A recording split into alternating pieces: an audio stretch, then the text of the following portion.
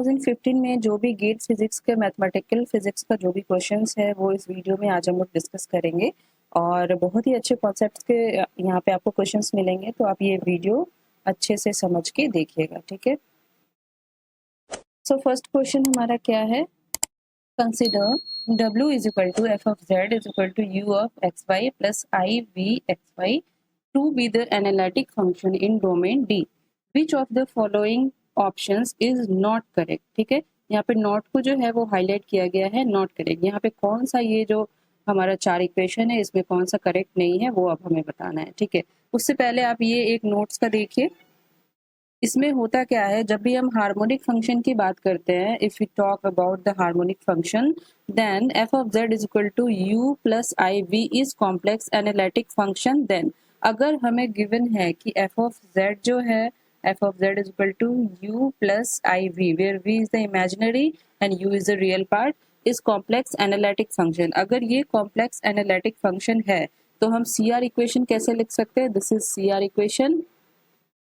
हम जानते हैं कि कोई भी एनालिटिक फंक्शन फाइंड करने के लिए हम इस टाइप का फॉर्मूला यूज करते हैं, del u upon del x is equal to del v upon del y, ठीक है। और दूसरा होता है del v upon del y, this is del u upon del y, ठीक है, is equal to minus del v upon del x, ठीक है। अब हम इसका एक्स के रिस्पेक्ट में अगर हम एक बार और डिफरेंशिएट करेंगे तो इसका ये कुछ हमें मिल जाएगा। अगर हम एक्स के रिस्पेक्ट में डिफरेंशिएशन करेंगे तो हमें इस टाइप का मिलेगा, del square u upon del x square is equal to del square v upon del x into del y, ठीक है। अब हम इसका वाई के रिस्पेक्ट में करेंगे तो हमें कितना मिलेगा, del square u upon del y square is equal to del square v upon del y into del x. तो ये हो गया हमारा 1, ये हो गया 2, ठीक है। अब दोनों इक्वेशन में देखिए पुट करेंगे, दोनों का वैल्यू सेम हो गया। सो ये हो गया del square u upon del x square plus del square u upon del y square, ठीक है। तो ये हो गया equal to 0। So this is Laplace equation. हम इसको कैसे लिख सकते हैं, del square u is equal to 0, similarly del square v is also is equal to 0, therefore Laplace equation.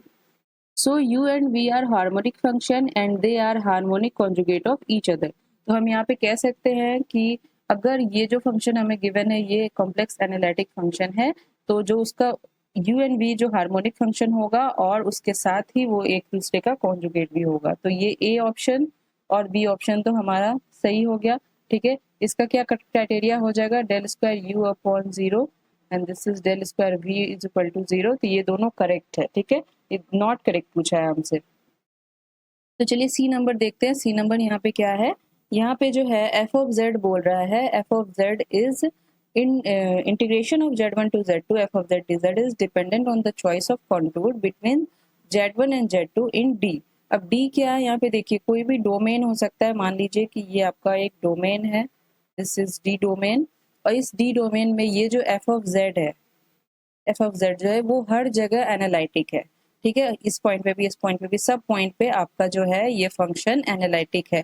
तो इसमें अगर हम z1 से z2, जैसे कि ये z1 है और ये हमारा z2 पॉइंट है, ठीक है, तो अगर इसके बीच में हम इंटीग्रेशन करना चाह रहे हैं तो ये कॉन्टूर जो कॉन्टूर बनेगा उसमें z1 z2 का डिपेंडेंसी नहीं होगी, ठीक है। लेकिन यहाँ पे हमें गिवन है कि z1 z2 जो है, z1 से z2 तक अगर हम इंटीग्रेशन कर रहे हैं एफ ऑफ जेड का, is dependent on the choice of the contour.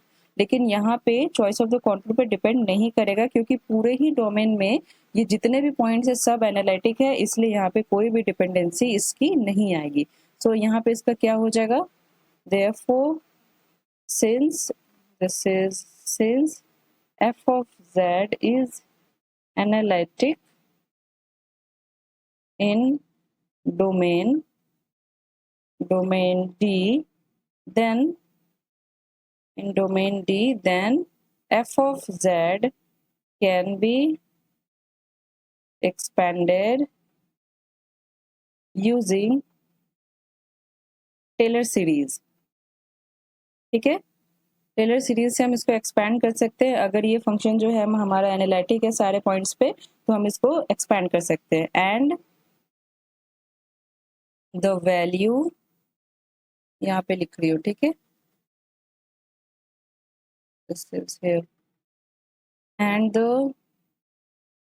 The value of z1 to z2 f of z dz will be independent of the this is choice of the contour। ठीक है, तो ये option जो है यहाँ पे dependent लिखा है तो ये हमारा इनकरेक्ट हो गया, इसीलिए ये ऑप्शन सी जो है वो हमारा ऑप्शन निकल के आ जाएगा। डी देखने की जरूरत भी नहीं है, ठीक है, क्योंकि सी में ही हमें आंसर मिल गया है और ये दोनों ऑप्शन जो है आप यहाँ से देख सकते हो, ये दोनों ऑप्शन जो है वो करेक्ट है। ठीक है, नेक्स्ट क्वेश्चन की ओर बढ़ते हैं। देखिए डिराक डेल्टा की बहुत ही अच्छी क्वेश्चन है और इसमें यहाँ पे स्केल चेंज प्रॉपर्टी भी लगी है। अब आप कुछ डिराक डेल्टा प्रॉपर्टी का देख लीजिए यहाँ पे। ठीक है, यहाँ पे जब हम माइनस इन्फिनिटी से डेल एक्स का इंटीग्रेशन अगर करते हैं तो वो 1 होता है।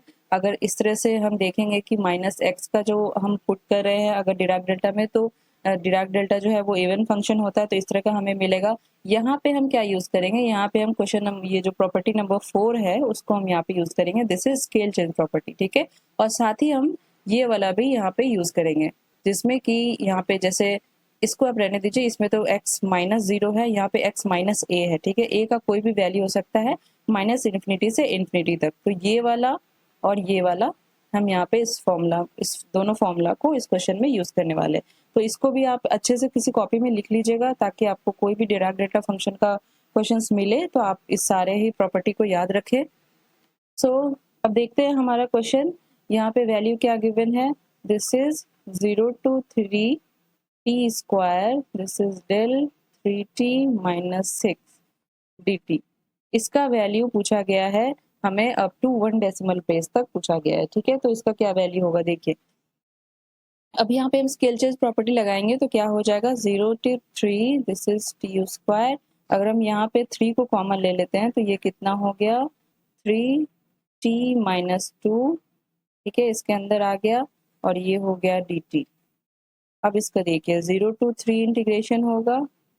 ठीक है, ये हो गया टी स्क्वायर। अब स्केल चेंज प्रॉपर्टी से क्या होगा, ये 1/3 जो है ये हमारा बाहर आ जाएगा। ठीक है, स्केल चेंज प्रॉपर्टी यहाँ पे लिख देती हूँ, यूजिंग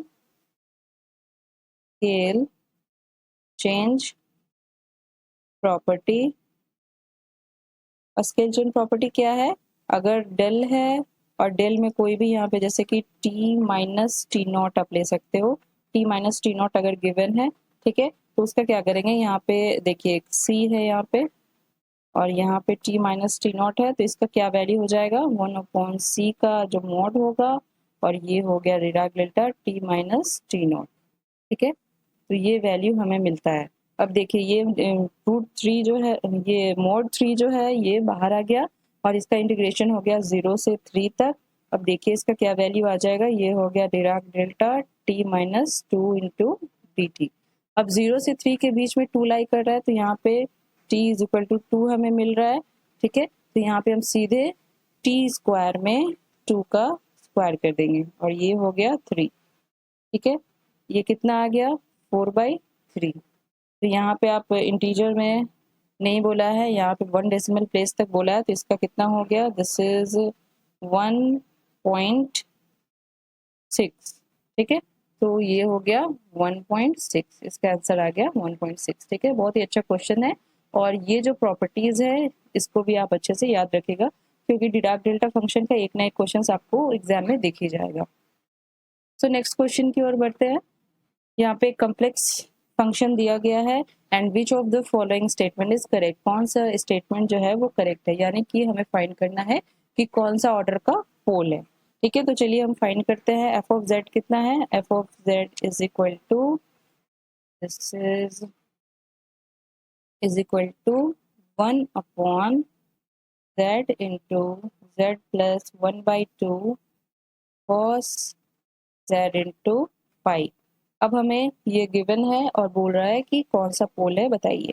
तो कैसे करेंगे इसको, देखिए हम इसको क्या करेंगे, let z plus 1/2 is equal to t put कर देते हैं। तो z इज इक्वल टू कितना हो गया, t माइनस 1/2। अब यहाँ पे हम z का वैल्यू पुट करते हैं, f of z is equal to 1/, यहाँ पे हम z का वैल्यू पुट करेंगे तो ये हो गया t माइनस 1/2 और ये z में अगर t माइनस 1/2 और प्लस 1/2 तो यहाँ पे क्या बच गया, t ठीक है, और ये हो गया cos, this is t minus 1/2, और ये जो पाई है वो बाहर आ गया।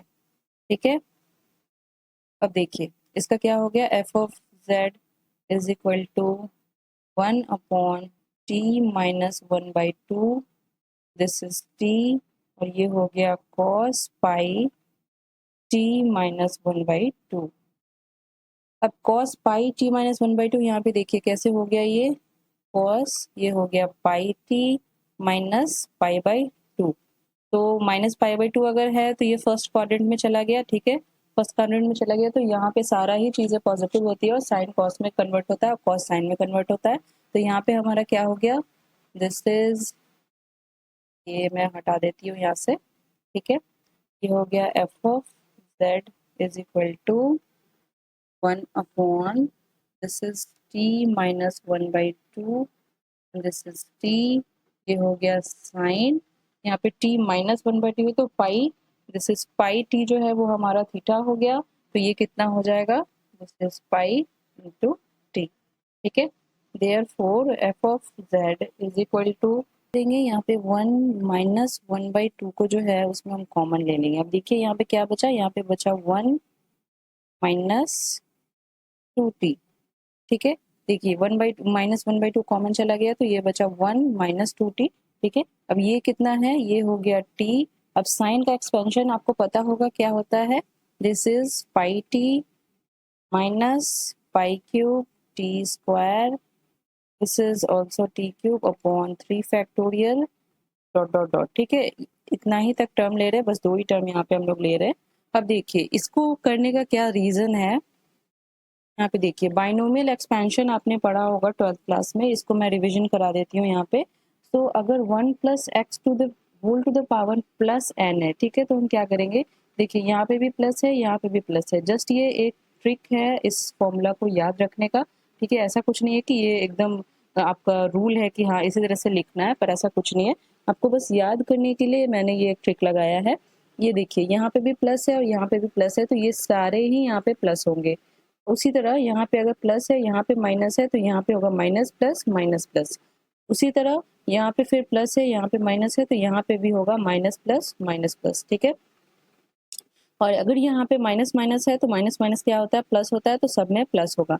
अब आपको क्या याद रखना है, यहाँ पे याद रखना है 1 + nx, और 3 टर्म तक आप याद रखेंगे तो भी आपका काम चल जाएगा। तो ये होता है 1 + nx plus n into n-1 का n-1 into x square upon 2 factorial. ठीक है, तो इतना दूर आप याद रखिएगा तो भी आपका हो जाना चाहिए, काम चल जाएगा। सो यहाँ पे देखिए यहाँ पे क्या है हमारा, ये अगर ऊपर जाएगा तो ये क्या हो जाएगा, ये हो जाएगा -1 का पावर, और ये अंदर भी माइनस है तो ये सारा ही पॉजिटिव हो जाएगा। तो ये वाला फॉर्मूला हम यहाँ पे अप्लाई करने वाले हैं। ठीक है, ये वाला फॉर्मूला।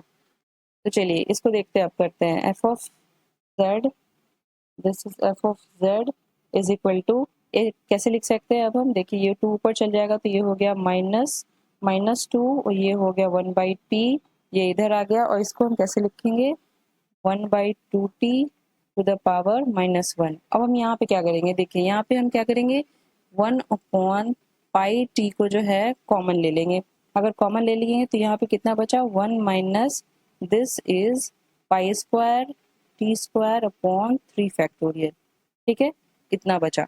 अब देखिए यहाँ पे लिखेंगे f of z is equal to -2 upon t, और इसको अगर हम एक्सपैंड करेंगे तो कितना हो जाएगा, ये हो गया 1 and this is minus minus plus and n x, तो ये हो गया 2t plus this is n into n-1 का n इंटू एक्स स्क्वायर, तो ये हो गया n into n-1 and this is 2, ये हो गया 4t स्क्वायर, और 2 फैक्टोरियल है, तो यहाँ पे ऊपर में कितना आ गया, 8t स्क्वायर आएगा, और नीचे 2 फैक्टोरियल है तो यहाँ ये आपस में हो गया कैंसिल, और ये आ गया 4t स्क्वायर।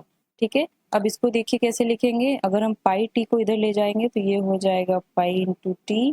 ठीक है, and this is also T, और इसको अगर हम ऊपर ले गए तो ये हो गया 1 minus pi square t square upon 3 factorial two the power -1। ठीक है, अब हम इसको भी बाइनोमियल एक्सपेंशन से एक्सपैंड करेंगे। देखिए अब हमारा वैल्यूज कितना मिलता है, तो ये हो गया -2 अपॉन पाई टी स्क्वायर, ठीक है। और ये वाला टर्म ये हो गया 1 + 2x + 4 T square dot dot dot, ये भी प्लस ही होगा यहाँ पे। अब हम इसको एक्सपैंड कर रहे हैं, देखिए ये हो गया माइनस, यहाँ पे भी माइनस हो गया, ठीक है। तो माइनस माइनस प्लस हो जाएगा, तो सारा ही साइन हमारा प्लस आएगा। ये हो गया 1 + this is pi square t square upon this is 3 factorial, n x का वैल्यू आ गया, ठीक है। इससे ज़्यादा एक्सपैंड नहीं करेंगे, दो टर्म लेके चलते हैं हम लोग यहाँ पे। तो यहाँ पे देखिए यहाँ पे क्या हो जाएगा, इसको अगर हम अंदर लेके गए, this is -2 upon pi T square, ये हो गया pi T square plus 2 this is T, 2t upon pi T square, और ये -2 यहाँ पे आ गया प्लस -2 4t स्क्वायर अपॉन ये हो गया पाई टी स्क्वायर, ठीक है।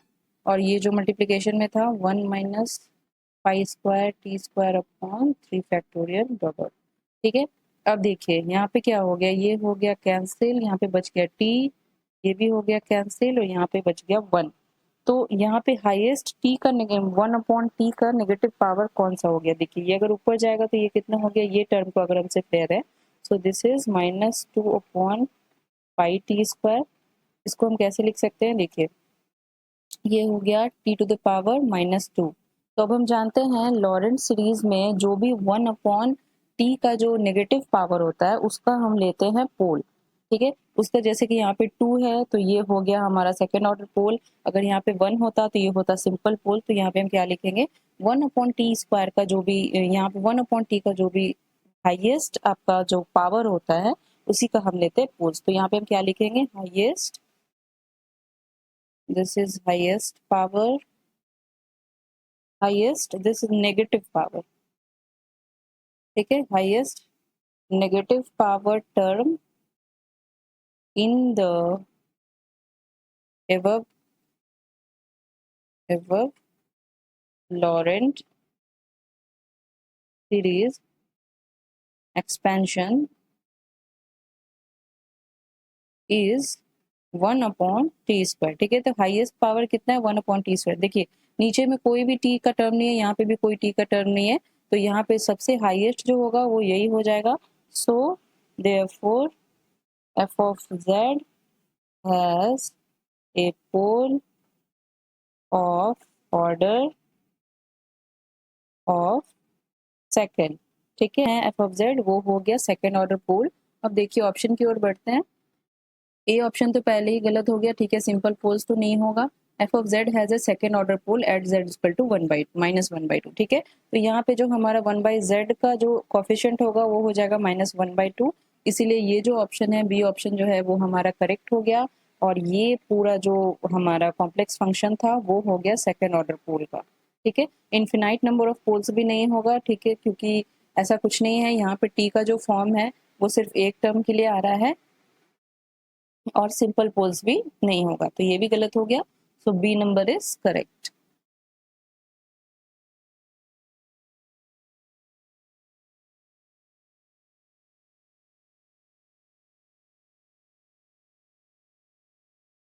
अगला क्वेश्चन है हमारा, a function y of z satisfies the ordinary differential equation, this is the differential equation where m is equal to 0 1 2 3, consider the four statement p q r s as given below।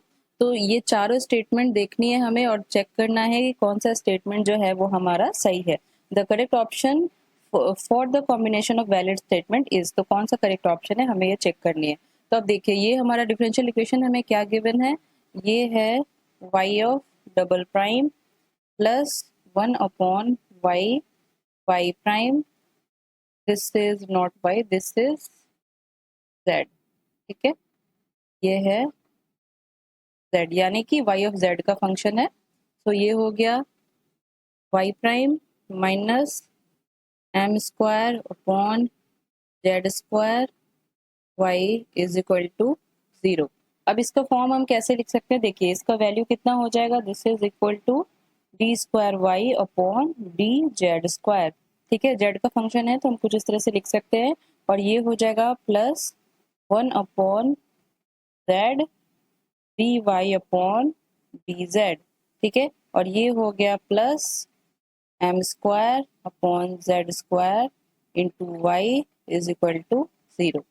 अब ये equation को हम कैसे कर सकते हैं, देखिए यहाँ पे अगर हम जेड स्क्वायर से मल्टीप्लाई कर देंगे तो ये कुछ इस तरह का इक्वेशन बन जाएगा। दोनों तरफ जेड स्क्वायर से मल्टीप्लाई करेंगे तो इधर तो 0 हो जाएगा और इधर हमारा क्या बच जाएगा, z square, this is d square y upon d z square. ऐसा हम क्यों कर रहे हैं ये अभी आपको पता चलेगा, ठीक है। तो ये ऊपर में कितना बच गया, ये हो गया जेड, ये कैंसिल हो गया तो ऊपर बच गया z and this is d y upon d z plus ये कितना हो गया, दिस इज माइनस, ठीक है। तो यहाँ पे भी माइनस हो जाएगा और यहाँ पे भी माइनस हो जाएगा, ठीक है।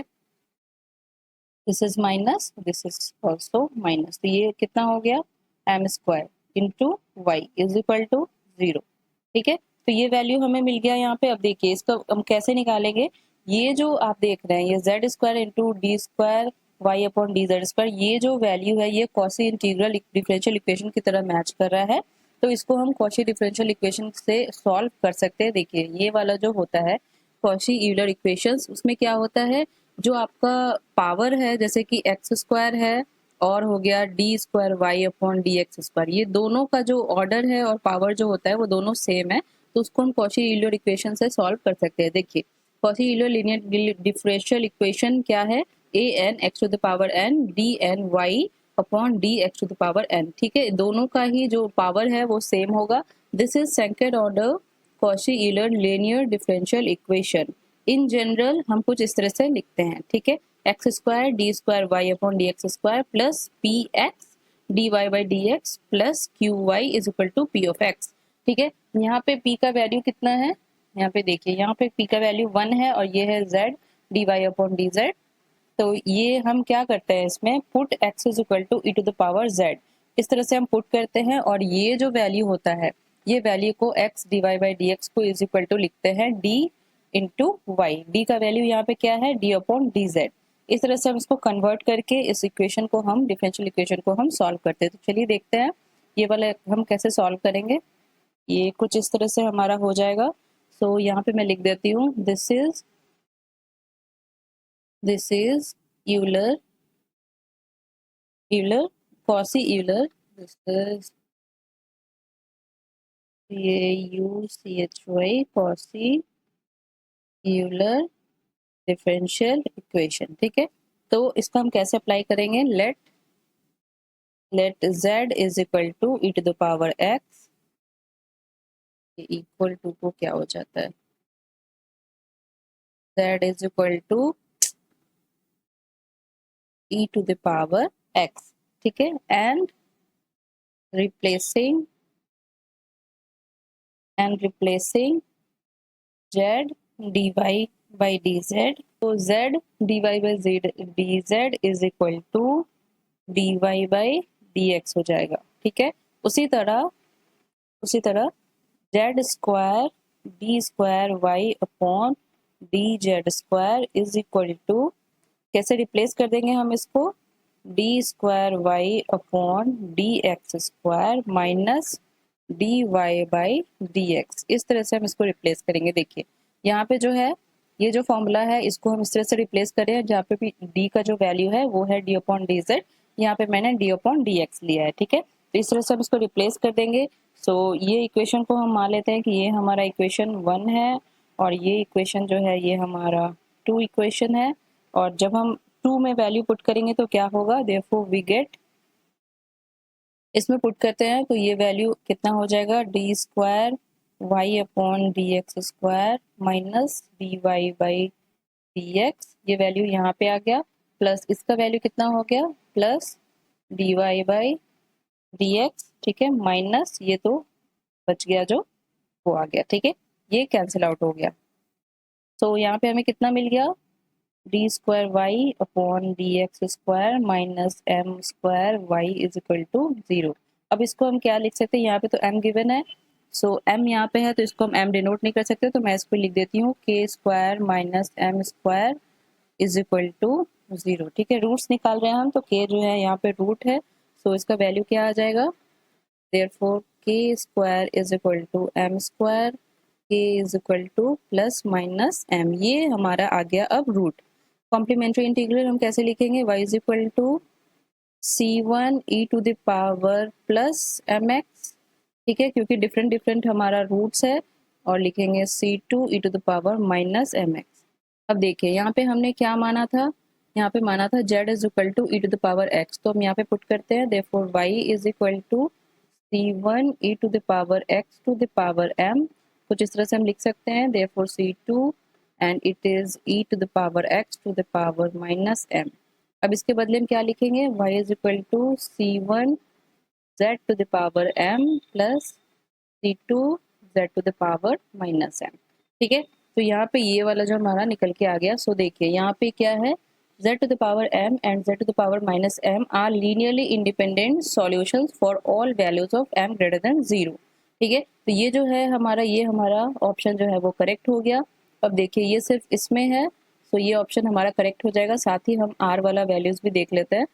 तो देखिए यहाँ पे क्या होगा, फॉर r में क्या गिवन है, आर में गिवन है कि m इज इक्वल टू 0 पे हमारा क्या क्या हमारा सॉल्यूशंस मिलेगा। चलिए देखते हैं, for m is equal to 0, this is equal to, okay, m is equal to 0 पे हमारा k कितना हो जाएगा, k भी हमारा 0 हो जाएगा, k is equal to, k भी 0 हो जाएगा, therefore complementary integral is equal to y is equal to c1 plus c2x, क्योंकि यहाँ पे रूट्स जो है वो इक्वल हो गया है, and e to the power 0x, ठीक है। इसका वैल्यू कितना हो गया, ये हो गया c1 plus c2x and this is 1 आ गया।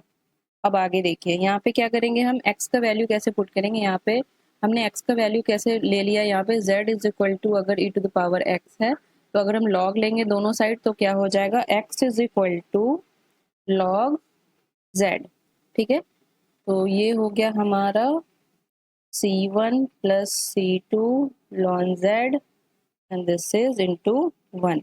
अब यहाँ पे देखिए क्या मिल गया हमें, ये जो वैल्यू है ln z and 1 are the linearly independent solutions for m is equal to 1। हम यहाँ पे कह सकते हैं कि 1 और जो ln z है वो हमारा लीनियर इंडिपेंडेंट सॉल्यूशंस है m इज इक्वल टू 0 पे, ठीक है। देयरफॉर यहाँ पे लिखेंगे हम, this is therefore z is to the power m and z to the power minus m are independent solution for m greater than 0।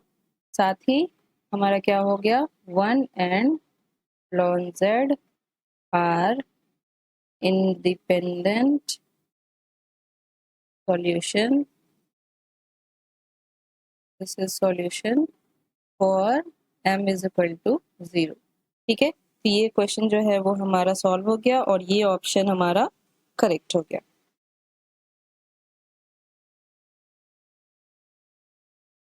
तो हमारा नेक्स्ट क्वेश्चन है, if f of x is equal to e to the power minus x square and g of x is equal to mod x e to the power minus x square, then कौन सा differentiable होगा कहाँ पे और कौन से area में, where g is not।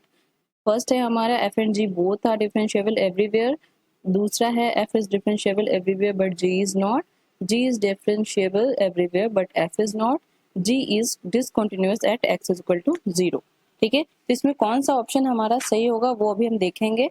देखिए ये अब हम इसको 12th वाले मेथड से नहीं करने वाले, इसमें हम ग्राफ प्लॉट करेंगे और ग्राफ प्लॉट करके देखेंगे कि हमारा कौन सा वैल्यू कहाँ पे पीक अगर हमें मिलेगा, जैसे कि कुछ इस तरह का पीक अगर हमें मिल गया तो वहाँ पे वो फंक्शन जो है वो डिफरेंशिएबल नहीं होता है। तो यहाँ पे ये mod x है तो चांसेस है कि ये जो है डिफरेंशिएबल नहीं हो, क्योंकि mod x का जो होता है जैसे कि ऐसे अगर ग्राफ है, ठीक है, तो ये ऊपर चला जाता है और ये कुछ इस तरह से बन जाता है हमारा ग्राफ, जैसे कि ये साइन वेव है तो इस तरह का हमारा ग्राफ बन जाता है, तो हमें पीक मिलता है mod x में। तो ये हो सकता है कि ये हमारा डिफरेंशिएबल नहीं हो, ठीक है। तो बी ऑप्शन जो है वो हमारा करेक्ट हो सकता है। आप इसको थोड़ी भी 2 मिनट के अंदर सॉल्व कर सकते हो, लेकिन मैं यहाँ पे पूरा आपको डिस्क्रिप्शन करा देती हूँ, ठीक है, ताकि आपको अच्छे से ये क्वेश्चन अच्छे से समझ में आ जाए।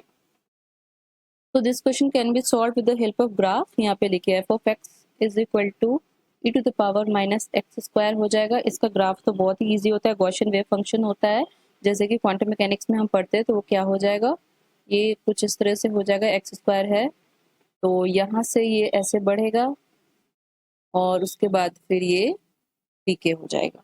ठीक है, ये है हमारा एफ ऑफ एक्स और ये है x and this is x is equal to 0। ये दोनों ही सिमेट्रिक है। ठीक है, ये थोड़ा सा नीचे जाएगा, दिस इज सिमेट्रिक।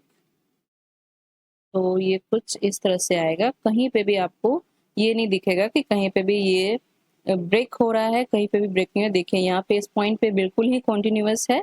ठीक है, तो ये एफ ऑफ एक्स जो है ये पूरा ही कॉन्टिन्यूअस है, इसीलिए ये डिफरेंशिएबल है। सो this is so F of x is differentiable everywhere. ठीक है, अब हम देखते हैं जी ऑफ एक्स का क्या है। So G of x is equal to mod of X E to the power minus x square.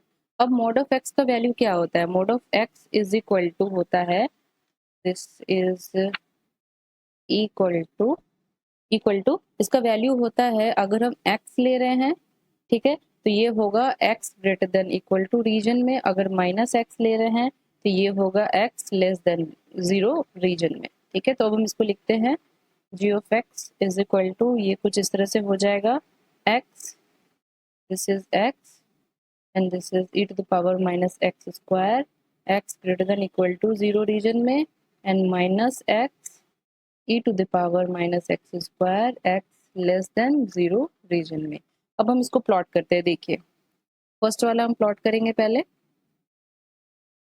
तो ये कुछ इस तरह से हो जाएगा। ये हो गया हमारा g of x and this is x at x is equal to 0 point हो गया ये। ठीक है, तो अब ये वाला अगर हम प्लॉट कर रहे हैं तो ये x ग्रेटर देन 0 रीजन है, तो ये वाला रीजन हमारा आ गया। तो x पहले तो ये x से बढ़ेगा, ठीक है, उसके बाद फिर e to the power minus x square जो है वो डिकेइंग फंक्शन होता है, तो इस तरह से कुछ हमारा ग्राफ ऐसे आ जाएगा। ठीक है, देखिए अब ये माइनस एक्स है तो ये माइनस एक्स की ओर बढ़ेगा, g of x is equal to minus x से यहाँ पे बढ़ेगा, जैसे कि हमारा लीनियर फॉर्म होता है y is equal to m x plus c, ये वाला जो फॉर्म होता है एक्स से बढ़ेगा यहाँ पे लीनियरली। उसके बाद फिर आगे के वैल्यूज के लिए e to the power minus x square जो है डोमिनेंट हो जाएगा, तो ये वाला वैल्यू कुछ इस तरह से हमारा डिकेइंग आ जाएगा। अब देखिए यहाँ पे एक्स इज इक्वल टू 0 पे जो है हमें पीक मिल रहा है, ये पीक मिल रहा है। अब हम क्या करेंगे, डिफरेंशिएबल यहाँ पे अब नहीं होगा। सो एफ ऑफ एक्स जो है वो डिफरेंशिएबल है but g of x is not differentiable, तो हमारा बी ऑप्शन जो है वो करेक्ट हो गया। यहाँ पे आप लिख सकते हैं from graph from graph from graph it is clear that g of x is not differentiable at x is equal to 0। अब क्यों डिफरेंशिएबल नहीं है, because because of presence of sharp tip at x is equal to 0। तो x is equal to 0 पे हमें peak मिल रहा है, तो यहाँ पे वो फंक्शन, ये जो फंक्शन है वो डिफरेंशिएबल नहीं होगा, इसलिए ये जो हमारा g ऑफ x है वो डिफरेंशिएबल नहीं होगा। So option b is correct. तो अब नेक्स्ट क्वेश्चन, तो हमारा नेक्स्ट क्वेश्चन है, the Heaviside function is defined as h of t इज equal to +1 for t greater than 0 and -1 for t less than 0 and its Fourier transform is given by -2 iota upon omega। तो इसका जो Fourier transform है वो given है। Now the Fourier transform of 1/2 h as a function of t minus plus 1/2 minus h as a function of t minus 1/2 is. तो हमें इसका value find करना है कि क्या होगा। ठीक है, तो we are going to start this question. तो हमें क्या फाइंड करना है, 1/2 this is h of t plus 1/2 minus h of t minus 1/2। तो हमें ये फाइंड करनी है कि इसकी वैल्यू क्या है। तो हम फोरियर ट्रांसफॉर्म में जानते हैं शिफ्टिंग प्रॉपर्टी, ठीक है। तो शिफ्टिंग प्रॉपर्टी क्या है? Shifting property of Fourier transform, ठीक है। तो शिफ्टिंग प्रॉपर्टी क्या है? अगर हम इफ एफ ऑफ, अगर हम फोरियर ट्रांसफॉर्म कर रहे हैं किसी एफ ऑफ टी का, तो उसका फोरियर ट्रांसफॉर्म किस फॉर्म में लिखेंगे? एफ ऑफ ओमेगा, ठीक है। एफ ऑफ ओमेगा जो है, then Fourier transform of f of t plus minus a, this is f of t plus minus a, general formula है, is equal to E to the power minus i, minus हो या plus हो दोनों ही लेंगे, this is plus minus, ठीक है, आई omega A F of ए, ठीक है। इस तरह का वैल्यू हमें मिलेगा जब हम फोरियर ट्रांसफॉर्म करेंगे शिफ्टिंग प्रॉपर्टी से, दिस इज प्लस साइन, ठीक है। तो अब यहाँ पे हम कैसे अप्लाई करते हैं, देखिए यहाँ पे हमें क्या गिवन है, पहले वो हम लिख लेते हैं। Given h of Fourier transform of h of t is equal to minus 2i upon omega, तो ये हमें गिवन है, ठीक है। तो अब हम यहाँ पे देखिए कैसे लिखेंगे। So Fourier transform of 1/2 h of t, ये हमें फाइंड करनी है। सो ये हो गया एच ऑफ टी, ये 1/2 को हम बाहर ले लेते हैं, तो ये हो जाएगा हमारा कुछ इस तरह से। ये हो गया t plus 1/2 minus h t minus 1/2 is equal to, Fourier transform हम इसका कर रहे हैं। अब देखिए यहाँ पे हम शिफ्टिंग प्रॉपर्टी लगाएंगे, प्लस एच ऑफ टी का फंक्शन हम यहाँ पे लिखेंगे, तो इसका वैल्यू क्या हो जाएगा? 1/2 जो है वो बाहर आ गया, इसका कितना हो गया? ये हो गया e to the power i omega by 2, ठीक है। 1/2 यहाँ पे ए का वैल्यू है, तो यहाँ पे पुट कर देंगे, ये हो गया minus e to the power minus i omega by 2, इसका वैल्यू पुट कर देंगे, और एच ऑफ टी जो हमें मिलेगा, ठीक है, वो हो गया यहाँ पे -2i अपॉन ओमेगा, ये वैल्यू आ गया यहाँ पे। सो यहाँ पे कितना हो गया? अगर हम इसको आयोटा से ऊपर मल्टीप्लाई करेंगे और नीचे भी मल्टीप्लाई करेंगे, तो ये हो गया 2i e to the power i omega by 2 minus e to the power minus i omega by 2, this is minus 2i upon omega. अब हम 2i को अंदर ले जाते हैं, तो ये कितना हो जाएगा? i इंटू ये इधर आ गया minus 2i upon omega e to the power I omega by 2 minus e to the power minus I omega by 2, this is 2 iota, और ये हमारा इक्वेशन बन गया साइन ओमेगा बाई 2 का, ठीक है। तो ये आई स्क्वायर माइनस हो गया, माइनस माइनस प्लस हो गया, ये बच गया 2 अपॉन ओमेगा, और ये कितना हो गया? ये हो गया साइन ओमेगा बाई 2, ठीक है। इसको अब हम कैसे लिख सकते हैं? Sine omega by 2 upon omega by 2, ठीक है। तो ये ऑप्शन जो है हमारा करेक्ट हो गया, this A option is correct, okay.